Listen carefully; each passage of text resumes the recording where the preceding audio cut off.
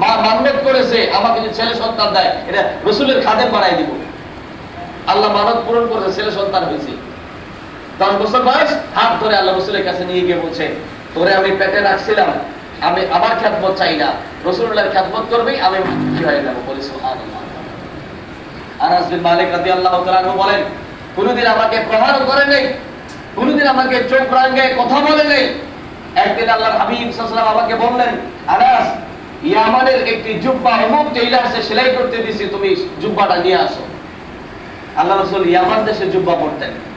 জুব্বা আনতে গিয়ে প্রতিমধ্যে রাস্তায় দেখলেন ছোট ছোট বালকরা তারা খেলতেছে, খেলাধুলা করতেছে। এই আনাস বালক মানুষ, সেও খেলার মজায় খেলতেছে, খেলা দেখতেছে। সময় ঘনিয়ে পার হয়ে গেল, যতক্ষণ সময়ের প্রয়োজন ওই জুব্বাটা আনতে সময় পার হয়ে গেল। আল্লাহ রাসূল অপেক্ষা করতে করতে অনেকক্ষণ অপেক্ষা করা